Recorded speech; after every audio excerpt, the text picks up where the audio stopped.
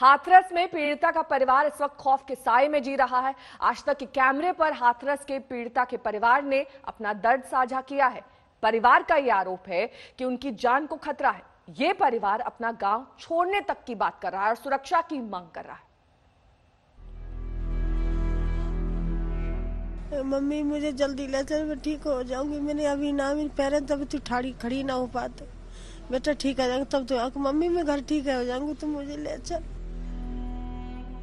मेरे तो बोलने की हिम्मत ही ना है, बोलने के बेटे के संग में जैसो करो का है। सोती मेरे साथ जाना तो गए, मुझे नींद नहीं आती। बेटी की बातों को याद करती है तो माँ रोने लगती है। आंखों में आंसुओं का दरिया तैर जाता है और कलेजा कांप जाता है। बेटी का जैसे ही जिक्र आता है पिता का गला रूंध जाता है। बेटी के बारे में बोलते हुए पिता की जुबान लड़खड़ाने लगती है। बेचारा भाई पूछने पर भी बता नहीं पाता कि बहन उसका कितना ख्याल रखती थी। बस बीते दिनों को याद करता है और चुप हो जाता है। बस एक भाभी है जो बीते दिनों को याद करती है और इस घर की बेटी के लिए इंसाफ की आस में आवाज बुलंद करती है। वही एक विश्वास दिला जाते हैं कि सब कुछ ठीक होगा, आप कहोगे वैसा ही होगा। आपको विश्वास होता है? विश्वास ही तो नहीं हो रहा है। बातों बातों में हाथरस की निर्भया की मां बताती है कि आखिर उस दिन क्या हुआ था, क्या कहकर बेटी घर से बाहर गई थी और फिर कभी इस घर की दहलीज में वापस नहीं लौटी। बस लौटी तो उसकी लाश, जिसे आखिरी बार देखना भी परिवार को नसीब नहीं हो सका। सब्जी बनाएगी, तोरे की सब्जी बनाई, आटा गूंद के रखी गई। तो भाभी क्या कहते हैं, अगर ललित सो जाता तो तुम कर लियो ना, मैं हवाला आ रही, मैं डाल लूंगी रोटी। उसी दिन खाना बना के गई, आटा गूंद के रखी गई। मैं आके अगर लली क्या कहते सो जाए ना, सो जाए लली तो कर लेना, नहीं मैं आके बना लूंगी, जो कह के गई भाभी से। हाथरस की निर्भया का ये परिवार आज गम, गुस्से और डर के साथ जीने को मजबूर है।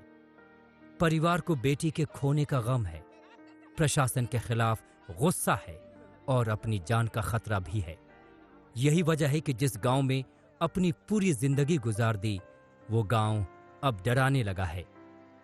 लिहाजा ये परिवार गांव को छोड़कर कहीं और जाना चाहता है और सुरक्षा चाहता है। यहाँ सुरक्षा की तो मांग है, क्योंकि हमें अब डर तो अभी जब पहले भी था अब भी है, अब तो ज़्यादा रहेगा, क्योंकि अब आप लोग चले जाएंगे, डर तो रहेगा। क्यों अब इसलिए चाहते हैं हम लोग यहाँ से कोई अपने सेफ जगह पर पहुँचे तो सही रहेगा। सूबे की सरकार की तरफ से भले ही सीबीआई जांच की सिफारिश कर दी गई है, लेकिन पीड़िता का परिवार इससे संतुष्ट नहीं है। पीड़िता के पिता की मांग है कि सुप्रीम कोर्ट के रिटायर्ड जस्टिस की अगुवाई में मामले की जांच हो। आश्वासन दे रहे थे, मुख्यमंत्री जी बोल रहे कि आप चिंता न करें और आपकी जितने भी आरोपी हैं उनको मतलब इसमें मतलब बिल्कुल कतई वो बर्दाश्त नहीं है और कड़ी से कड़ी कार्रवाई होगी। आज तक के कैमरे पर पीड़ित परिवार ने अपना दर्द बयां किया। परिवार ने अपनी आप बीती को आज तक की टीम के साथ साझा किया। पीड़िता के भाभी से जब नार्को टेस्ट कराने को लेकर सवाल पूछा गया तो उन्होंने कहा कि परिवार को फंसाने की साजिश हो रही है। इससे पहले कभी पीड़ित परिवार का हुआ है? अगर हुआ होगा तो हम लोग भी सोच लेंगे। आपको लगता है ये इसलिए कहा जा रहा है क्योंकि आप लोग पर सवाल खड़े किए जा रहे हैं, इसलिए आप लोग को जानबूझ के इस तरह की बातें जा रहा है, घुमा घुमा के हम लोगों को फंसाने की सब कुछ किया जा रहा है। इस घर की बेटी ने जब से दुनिया को अलविदा कहा है, ये परिवार गम के अंधेरे में डूबा हुआ है। मीडिया के कैमरे घर में पहुंचते हैं तो कुछ रोशनी नजर आती है, फिर कुछ देर बाद सब कुछ जैसे धुंधला सा पड़ जाता है। हाथरस के इस परिवार पर जो गुजरी है उसकी कल्पना कर पाना भी मुश्किल है।